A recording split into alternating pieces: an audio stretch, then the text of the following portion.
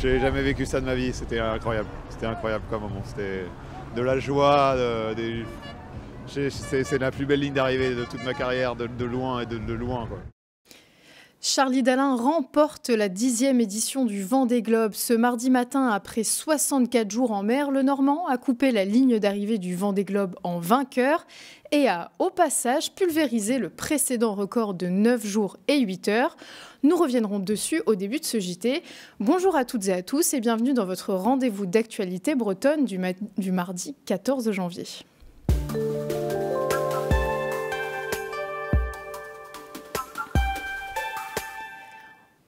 On vous le disait au début de ce JT, Charlie Dalin a remporté le 10e Vendée Globe, une arrivée tout en émotion qu'a pu suivre notre journaliste Adrien Paquier. Top Massif Santé Prévoyance, vainqueur du Vendée Globe 2024-2025. C'est au lever du jour, sous des couleurs magnifiques et un froid glacial, que Charlie Dalin a coupé la ligne d'arrivée du Vendée Globe en première position. À 8h24 précisément ce mardi matin, le skipper Massif a pu savourer sa victoire au milieu de nombreux bateaux venus l'accueillir après 64 jours pour boucler un tour du monde en solitaire. J'ai jamais vécu des émotions pareilles. C'était de la folie là. Cette ligne d'arrivée avec la lumière comme ça du jour qui commençait à percer. J'ai jamais vécu ça de ma vie. C'était incroyable. C'était incroyable comme moment. C'était de la joie, c'est la plus belle ligne d'arrivée de toute ma carrière, de loin et de loin, quoi. Je ne sais même pas quoi dire tellement je suis heureux d'être de retour au sable avec un record en plus. Et ce record, il n'a pas manqué d'être fêté par le public, venu une nouvelle fois très nombreux pour acclamer le vainqueur de cette 10e édition du Vendée Globe. Un bain de foule digne d'une rockstar qui contraste avec la personnalité réservée de Charlie Dalin. C'est un mélange de tout, c'est exactement ça. C'est de l'euphorie, de la joie immense, de la fierté aussi, de tout le travail de l'équipe, du soutien de la Massif, d'être reparti, d'avoir reconstruit un nouveau bateau. Ça fait 4 ans qu'on se bat pour ce nouveau projet, sur sa conception, la conception du bateau, sa construction, sa mise à l'eau, sa mise au point. Et voilà, c'est la consécration d'un gros travail de toute l'équipe. Et ouais, c'est vraiment génial. Je pense que j'ai eu une bonne étoile sur ce tour du monde. Nouveau recordman du Vendée Globe qu'il a dominé en passant 50 jours en tête de la course, Charlie Dalin a pu soulever le trophée qui lui était destiné, le même qui lui avait échappé pour quelques heures il y a 4 ans. Vainqueur de la 10e édition, Charlie Dalin! D'une édition à l'autre, les sauts technologiques peuvent être impressionnants et permettent, comme on l'a vu, d'établir de nouveaux records. Une course technologique que vous connaissez bien, Michel Desjoyaux, mais alors, est-ce que ce sont ces avancées technologiques qui permettent aujourd'hui de nouveaux records ? Si vous regardez sur l'histoire, sur l'historique de l'ensemble des Vendées, on est à peu près à 4 jours de gagné par édition, en moyenne, c'est un ordre de grandeur. Donc là, finalement, 9 jours, c'est un très bon chrono, certes, avec des très belles conditions météo, mais il y a certainement encore moyen de faire mieux, notamment, souvenez-vous, la descente de l'Atlantique jusqu'à l'équateur, jusqu'au poteau noir, n'a pas été extraordinaire. Certes, l'enchaînement derrière, plus la bagarre entre les deux premiers, avec des bateaux de plus en plus performants, de plus en plus fiables, puisque certes, ils ont eu des bobos, mais c'est vraiment de la bobologie à l'échelle de ce qu'on peut avoir comme emmerde sur un parcours comme ça. Et c'est ce cercle vertueux qui fait tomber les chronos. Mais le but du jeu, c'est quand même d'arriver avant le deuxième. D'accord, mais alors est-ce qu'aujourd'hui, ça nécessite en tant que marin d'avoir un bagage technique pour naviguer sur de tels bateaux ? Alors en fait, pour être performant sur des bateaux qui sont de plus en plus technologiques, bien évidemment, avoir mis les mains dans la colle et avoir le cerveau plutôt bien, voire très bien fait, c'est certainement un facteur de réussite, un facteur de performance. Les deux ont fait l'école d'architecture navale de Southampton. Les deux ont fait beaucoup de Figaro et performé. Certes, Charlie n'a jamais gagné Figaro, mais il a fait quand même 4 ou 5 podiums d'affilée, ce qui est juste assez exceptionnel. Johan en a gagné 2 et ces deux-là étaient déjà les grands favoris avant le départ il y a 65 jours ici même et c'est pas du tout une surprise de les voir là. Merci à vous et on rappelle que Johan Richomme devrait couper la ligne en 2e position tôt demain matin. Direction Rennes, où le secteur du Parlement de Bretagne est bouclé par les forces de l'ordre depuis ce matin. 7 hommes de 25 à 41 ans, ils sont jugés depuis ce mardi pour plusieurs tentatives d'assassinat, complicité de tentatives d'assassinat et association de malfaiteurs à Nantes en 2019 dans l'affaire dite Gomara. Cette dernière concerne des règlements de compte liés au narcotrafic. Le procès durera jusqu'à vendredi 24 janvier et le dispositif de sécurité sera maintenu tout au long de cette période. On reste en Ille-et-Vilaine où, en raison de l'épisode de grand froid qui touche actuellement le département, le préfet a activé le niveau jaune du dispositif pic de froid.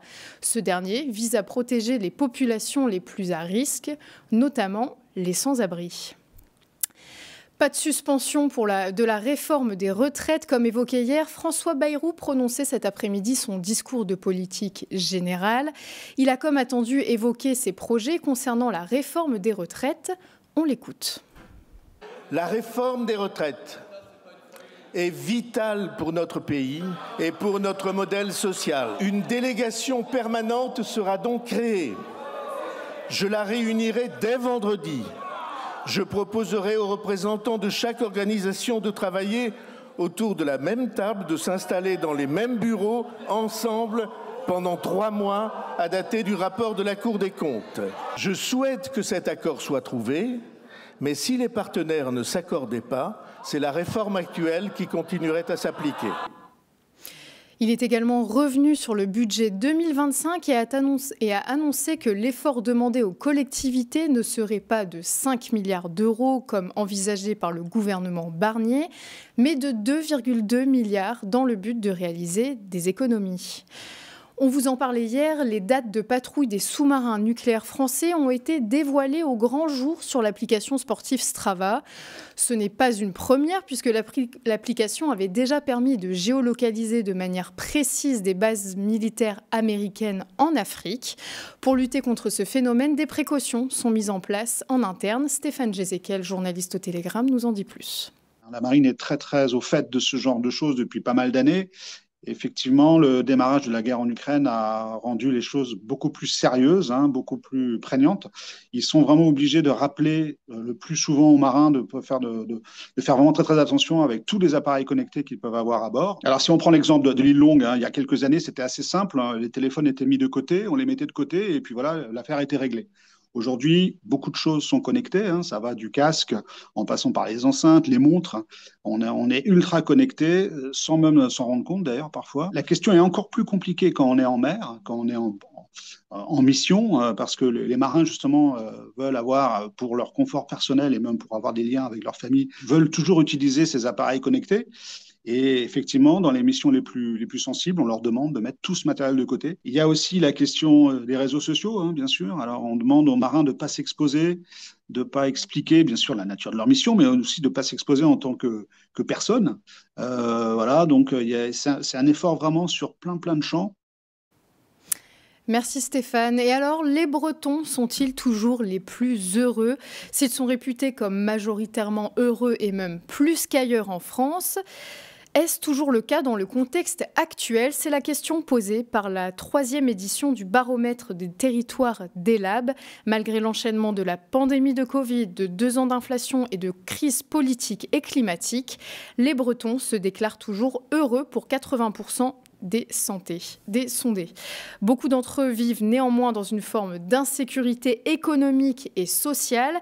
Et pour la première fois, une part minoritaire ressent également une insécurité physique. Ça y est, demain débute l'ouverture de Parcoursup, une période particulièrement stressante pour les lycéens, et c'est sans parler des examens qui approchent.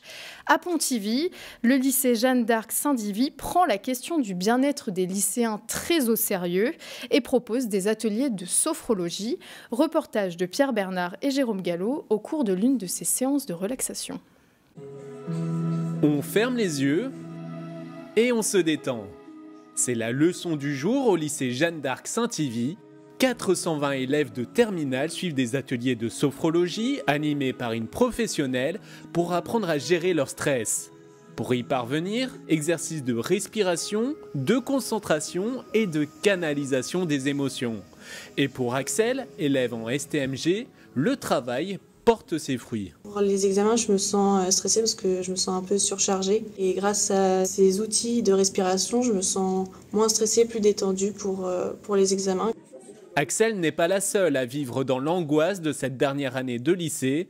L'établissement de Pontivy a lancé ses initiations à la sophrologie l'année dernière à la suite d'une enquête sur le stress menée auprès de ses lycéens. Et notamment, justement, la semaine prochaine, il y a les épreuves de bac blanc. Donc, ils vont pouvoir utiliser cet outil découvert cette semaine tout de suite en concret et puis de pérenniser, de le mettre en pratique encore sur les prochains mois qui leur restent pour préparer les épreuves de fin d'année. Et d'être au top, c'est ce qu'on espère, pour le jour J, et même après, un outil qu'ils utiliseront pour le bac, mais on espère aussi tout au long de leur vie pour gérer les différentes situations soumises au stress. Et manifestement, ça marche. L'an passé, 100% des terminales de ce lycée ont décroché le bac. Et en cette période que l'on sait stressante, plusieurs ressources sont mises à disposition pour les élèves sur le site du télégramme.fr. Cette édition touche à sa fin. Merci à vous de l'avoir suivie. On se retrouve demain à la même heure pour un nouveau JT. D'ici là, belle soirée à vous.